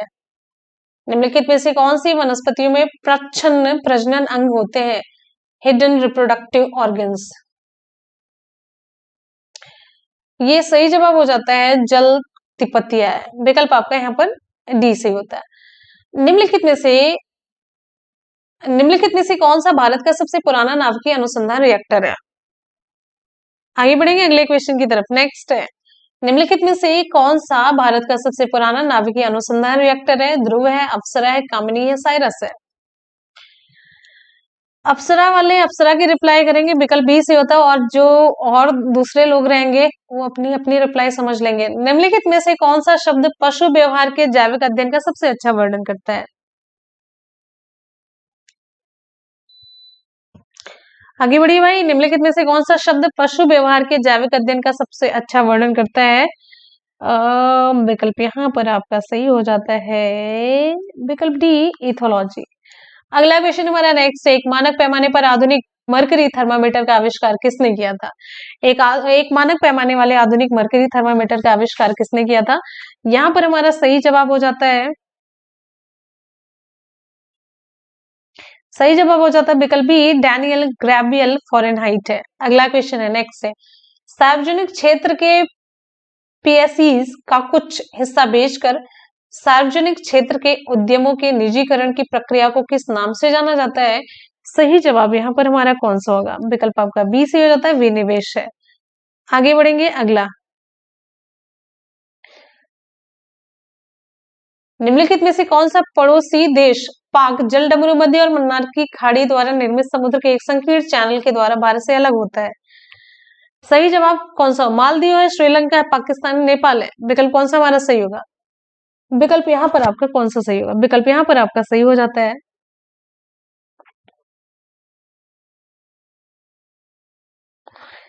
विकल्प बी हमारा सही होता है, श्रीलंका है। कहाँ गए भाई श्रीलंका वाले? आगे बढ़ते हैं, अगला हमारा प्रश्न है, बुकर पुरस्कार जीतने वाली पहली भारतीय महिला का नाम निम्नलिखित में से क्या? बुकर पुरस्कार जीतने वाली पहली भारतीय महिला का नाम निम्नलिखित में से क्या? अनीता देसाई, अमृता प्रीतम, सरोजनी नायडू, अरुंधति रॉय? भाई सही जवाब यहाँ पर हो जाता है बुकर पुरस्कार, विकल्प आपका डी से होता है, अरुंधति रॉय है। और सभी की मैंने बुक बताई आपको, अरुंधति रॉय की बुक है the God of small things, बड़ी अच्छी बुक है, बहुत बहुत बहुत, मतलब इसके रिव्यू तो जबरदस्त है। ठीक है। अच्छा, फिर उसके बाद सलमान रुश्दी का है मिडनाइट चिल्ड्रन है, वीएस नायपाल का है इन अ फ्री स्टेट है, Kiran Desai The Inheritance of Loss है, अरविंद अडिगा व्हाइट टाइगर है।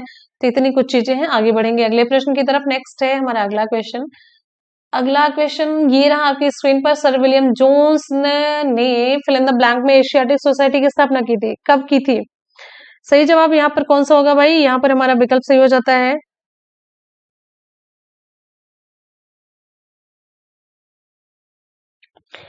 Sir William Jones. विकल्प आपका यहाँ पर सही हो जाता है विकल्प डी 1784। आगे बढ़ेंगे अगले प्रश्न में। निम्नलिखित में से किसमें जेनेटिक इंजीनियरिंग शामिल है? तो जेनेटिक इंजीनियरिंग इसमें शामिल है, विकल्प आपका डी से होता है जीन क्रांति में, राइट। अगला प्रश्न नेक्स्ट है। निम्नलिखित में से कौन सा स्मारक किंग जॉर्ज पंचम और क्वीन मैरी का भारत में स्वागत करने के लिए बनवाया गया था, जो गुजराती शैली से प्रभावित था? निम्नलिखित में से कौन सा स्मारक किंग जॉर्ज पंचम और क्वीन मैरी का भारत में स्वागत करने के लिए बनवाया गया था, जो गुजराती शैली से प्रभावित था? तो ये सही जवाब हो जाता है ओके, विकल्प आपका यहाँ पर सही हो जाता है गेटवे ऑफ इंडिया। विकल्प आपका बी सही होता है gateway of India. Nadir Shah ने फिल्म द ब्लैंक में भारत पर आक्रमण किया और दिल्ली में लूटपाट की थी। नादिर शाह ने भारत पर हमला किया था और दिल्ली में लूटपाट की, इसका सही जवाब हो जाता है विकल्प नादिर शाह 1739। विकल्प आपका ये सही होता है 1739 है। इससे पहले मैंने कुछ और बताया था क्या? ठीक है, 1739 सही जवाब होता है। अगला प्रश्न हमारा है पुस्तक बहुरूपी गांधी किसने लिखी है? पुस्तक है बहुरूपी गांधी किसने लिखी है?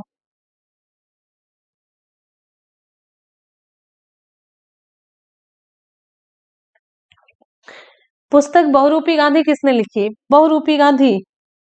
बहुरूपी गांधी लिखी अनुबंधोपाध्याय ने लिखी है, अनुबंधोपाध्याय ने लिखी। विकल्प आपका बी सी होता है। ठीक है, चलिए आगे बढ़ेंगे अगले प्रश्न की तरफ। हमने बहुत सारे बुक से रिलेटेड क्वेश्चन से रिलेटेड बताई थी। इंडिया फॉर इंडियंस बताई थी चित्तरंजन दास, संवाद कौमुदी राजा राममोहन रॉय, नील दर्पण दीनबंधु मित्र, भारत भारती मैथिली शरण गुप्त, वंदे जीवन पूछा था और पूछ के आगे बढ़े थे, जिसका सही जवाब है सचिंद्र नाथ सान्याल, राइट। अगला प्रश्न है केरल में मोपला विद्रोह मालाबार विद्रोह कब हुआ था? केरल में मोपला या मालाबार विद्रोह कब हुआ था? कल एकदम से टफ क्वेश्चंस लाएं क्या? केरल में मोपला विद्रोह कब हुआ था? केरल में मोपला विद्रोह, अभी ओरल टेस्ट के लिए आप लोग तैयार रहिएगा। 1921 सही जवाब हो जाता है, विकल्प आपका ये सही होता है। ठीक है, और आगे बढ़ेंगे हम देखेंगे अजंता की गुफाएं कहाँ स्थित है। अच्छा, बहुत सारे विद्रोह हैं, आपको हम बताते चलते फटाफट से अपनी तरफ से। नील विद्रोह पूछा जाता है, नील विद्रोह जानते हैं कब हुआ था? 1859 से 60 में हुआ था। और पाबना विद्रोह 1873 से 76। दक्कन विद्रोह ये है 1874 से 75। और तेलंगाना आंदोलन 1946 से 51 के बीच। अजंता की गुफाएं कहाँ स्थित है? अजंता की गुफाएं कहाँ स्थित है? ओके, अजंता की गुफाएं कहाँ पर स्थित है? यहाँ पर हमारा विकल्प सही हो जाता है अजंता की गुफाएं महाराष्ट्र में है।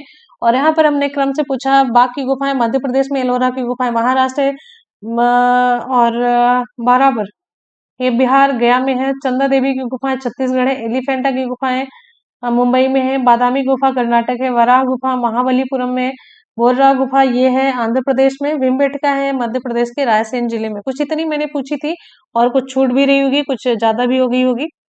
ठीक है, आगे बढ़ेंगे। हमारा अगला प्रश्न है नेक्स्ट, हमारा अगला क्वेश्चन है भारतीय निर्वाचन आयोग के अनुसार राजनीतिक दल चुनाव पूर्व की अवधि में अपना घोषणा पत्र जारी नहीं कर सकते हैं। सही जवाब कौन सा होगा? ये सही जवाब हो जाता है विकल्प आपका बी 48 घंटे सही जवाब होता है। ठीक है, आगे बढ़ेंगे। अगला प्रश्न हमारा 48 घंटे अवधि में अपना घोषणा पत्र जारी नहीं कर सकते। अगला क्वेश्चन है भारत में राष्ट्रीय जलमार्ग 1 के अनुसार इलाहाबाद से हल्दिया मार्ग की लंबाई कितने किलोमीटर में है? सही जवाब यहाँ पर कौन सा हो जाता है? विकल्प आपका डी से होता है 1620 किलोमीटर है।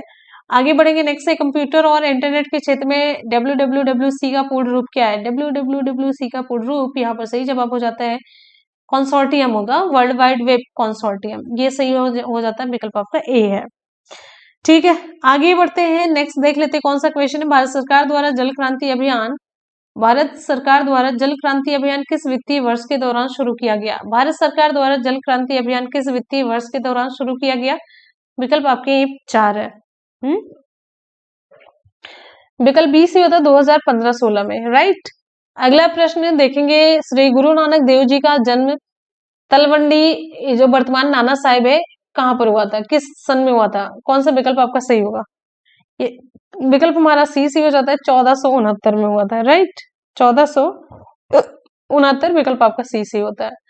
नेक्स्ट क्वेश्चन पर बढ़ेंगे। अगला क्वेश्चन हमारा आपकी स्क्रीन पर, 16वीं लोकसभा के अध्यक्ष का नाम क्या था? 16वीं लोकसभा के अध्यक्ष का नाम, 16वीं लोकसभा के अध्यक्ष का नाम आपको बताना है। चलिए जल्दी से, 16वीं लोकसभा के अध्यक्ष का नाम।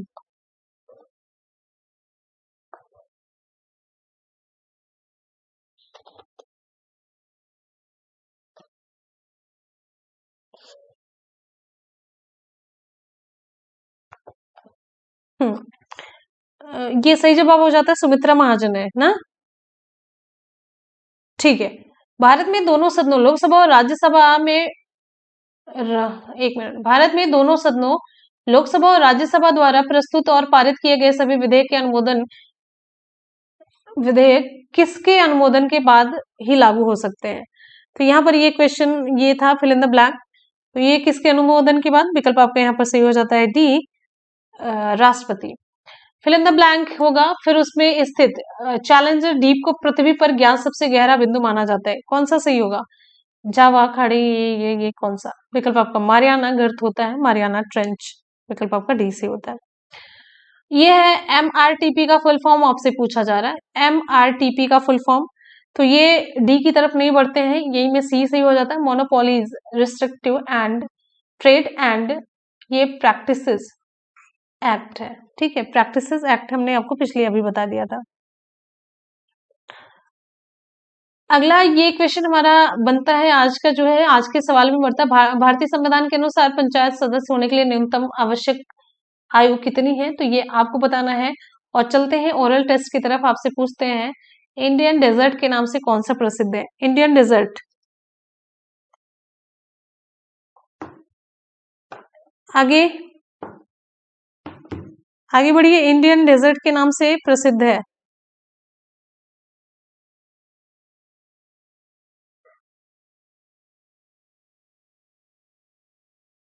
Okay, the great Indian desert.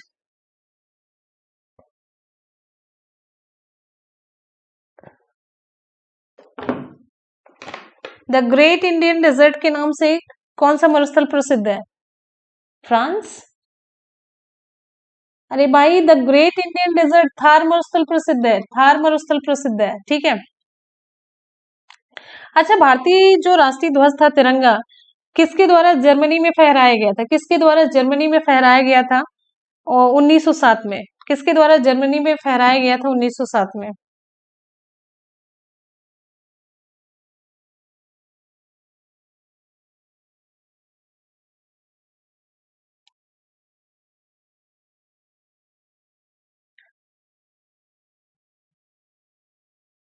Okay, विकल्प यहाँ पर हमारा, तो मैंने विकल्प तो दिया नहीं, विकल्प के अकॉर्डिंग आप बढ़ेंगे तो यहाँ पर सही हो जाएगा भीकाजी कामा। क्या होगा? भीकाजी कामा। अच्छा, हमारे तिरंगे में कितने रंग है? 3 रंग है। कौन कौन से हैं आप लोग बता सकते हैं? जल्दी से 3 रंग बताएंगे, 3 रंग जल्दी से बताएंगे। सफेद है, काला है, नीला है, पीला है, लाल है, बैगनी है, केसरिया है, हरा है, सफेद है, कौन सा सही होगा?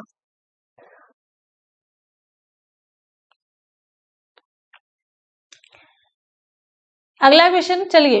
भारत में योजना आयोग की स्थापना, भारत के योजना आयोग की स्थापना कब हुई थी? भारत के योजना आयोग की स्थापना 1950, 51, 52 या फिर 54 में? भारत की योजना आयोग की स्थापना कब हुई थी?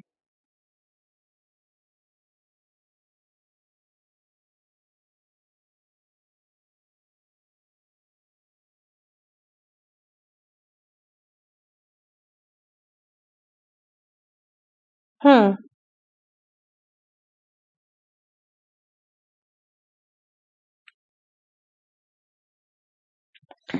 बिल्कुल भाई, बहुत सही। 1950 हम आपको बताने वाले थे, 1950 का सही जवाब है। और योजना आयोग के प्रथम अध्यक्ष कौन थे? प्रथम अध्यक्ष मैंने आज की क्लास में ही आपको कराया। अच्छा, आप लोग एक चीज देखते हैं, कम्युनिटी पर जो हम क्वेश्चन पूछते हैं, आपको पता है, देखिए कम्युनिटी पर जो क्वेश्चन पूछते हैं कितना गलत रिप्लाई, पता है, एक लोग जहां पे बढ़े वहीं पे सब बढ़ चलते हैं। हम इस चीज को देख कितने परेशान होते हैं, सीरियसली क्या बताएं। गजब की गलत रिप्लाई। अभी क्या मैंने पूछा था, स्मृति मंदाना पे ही एकदम से रिप्लाई जा रही है, जा रही है, श्रेयस की जबकि रिप्लाई है ना। क्या ही बताऊं, मैं कुछ समझ ही नहीं आता है। और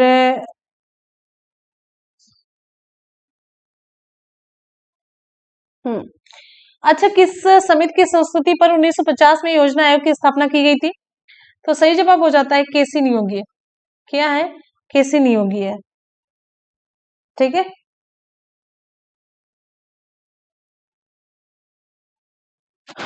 योजना आयोग के जो प्रथम अध्यक्ष थे, हमने अभी पूछा था ना आपसे, प्रथम अध्यक्ष कौन थे? योजना आयोग के प्रथम अध्यक्ष थे जवाहरलाल नेहरू। और उपाध्यक्ष कौन थे? गुलजारी लाल नंदा। क्या थे? गुलजारी लाल नंदा थे। इसका मुख्य कार्य क्या था जानते हैं? पंचवर्षीय योजनाएं बनाना। क्या था? पंचवर्षीय योजनाएं बनाना इसका मुख्य कार्य था। और अच्छा, ये बताइए नीति आयोग का गठन कब किया गया था? नीति आयोग का गठन कब किया गया था? नीति आयोग का गठन 2014 में योजना आयोग को खत्म कर दिया गया था और इसकी जगह पर नीति आयोग का गठन किया गया। 1 जनवरी 2015 से केंद्रीय मंत्रिमंडल ने एक संकल्प लिया, मतलब केंद्रीय मंत्रिमंडल के एक संकल्प पर नीति आयोग का गठन किया गया। नीति आयोग के पहले और वर्तमान अध्यक्ष कौन है? पहली बात तो ये जानिए, नीति आयोग के अध्यक्ष जो होते हैं वो प्रधानमंत्री होते हैं। तो प्रेजेंट टाइम में भी अभी नरेंद्र मोदी है, जब हुई थी तब भी नरेंद्र मोदी है। और इसके पहले उपाध्यक्ष कौन थे? नीति आयोग के प्रथम उपाध्यक्ष का नाम आपको बताना है। जैसे योजना आयोग के प्रथम उपाध्यक्ष का नाम है गुलजारी लाल नंदा, तो वैसे ही नीति आयोग के पहले उपाध्यक्ष का नाम आपको बताना है। तो कौन सा जवाब आपका सही होगा? चलिए बढ़ चलिए सवाल की तरफ, आगे बढ़िए। नेक्स्ट है,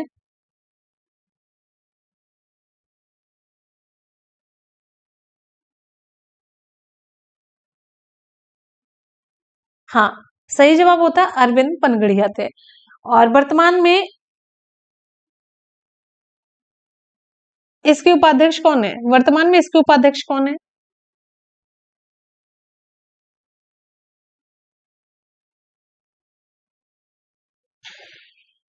वर्तमान में इसके उपाध्यक्ष, वर्तमान में बिल्कुल सही है, राजीव कुमार इसके उपाध्यक्ष हैं। और सीईओ कौन है?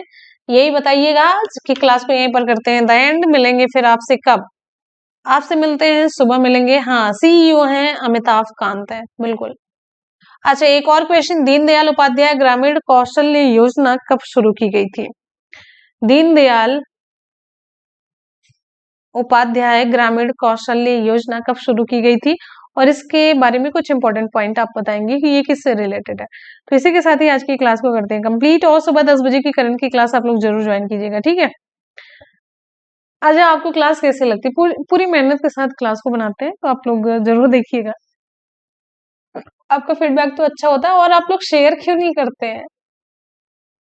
मतलब अच्छी क्लास को भी शेयर नहीं करते हैं। और आप लोग देखिए, थोड़ा सा तो ये होता है ना कि किसी भी काम को थोड़ा सा अप्रिसिएट किया जाए तो अच्छा लगता है। मोटिवेशन अच्छा लगता है फिर ना, और अच्छी क्लासेस देने का मन करता है। ये प्रैक्टिकल बातें हैं। और चलिए मिलते हैं फिर इसी के साथ ही।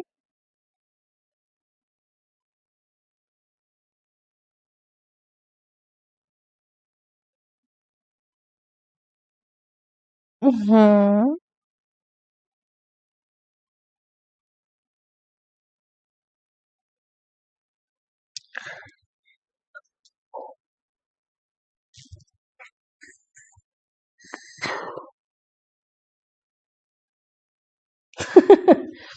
हम लाइव नहीं आते, सभी लोग नहीं आते लाइव, 10 बजे नहीं आ सकते ना।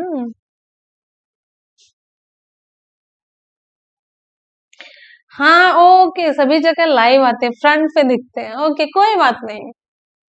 फ्रंट का वैसे भी एक चीज तो और है कि हम उतना भाई मेरे साथ तो यही है कि इतना पता चले लिपा पोती करें फिर फ्रंट पे आए। और बहुत काम है, बहुत काम है, इतना ही करते रह जाएंगे फिर तो ये चीज हो जाती है। हाँ, ये बात तो सही है, इसका असर बहुत ज्यादा पड़ता है। और वो भी ना लाइव में तो बहुत सारे। हाँ, तो ये बात सही है। मैडम के आने का तो और भी असर पड़ता है ना लाइव में आने का। बिल्कुल सही है। हाँ, मेरा कोल्ड सही हो गया, तभी तो एकदम से बोल रहे हैं ना, हम काढ़ा पी रहे हैं। ठीक है, मिलते हैं फिर। यूपीपीसीएस का सेंटर, नहीं नहीं नहीं नहीं, यूपीपीसीएस का सेंटर दूर नहीं जाता है सुमन। नहीं, बिल्कुल यूपीपीसीएस का सेंटर सभी एक चीज और करना, सभी लोग फॉर्म भरना, फॉर्म सभी लोग भरना यूपीपीसीएस का। हाँ, और बहुत ही अच्छी क्लास, आप जितने भी जीएस देख रहे हैं वो सभी एकदम से आपका सॉलिड है। आप ये जीएस तो यूपीपीसीएस का, यूपीएससी का भी आप सोच सकते हैं एकदम से आराम से, कहाँ से पूछा जाए, सब तो हमने एकदम से निचोड़ आपको पढ़ाई डालते हैं। करंट हमने स्टार्ट ही कर दिया है। हाँ, और क्या ही पूछा जाएगा, अभी तो जीएस और करंट ही है, हिंदी आपको इतनी आती है। ठीक है।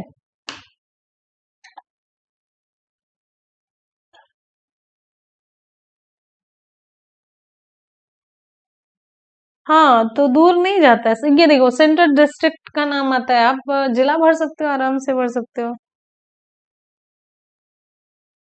नजर वजर। हिस्ट्री।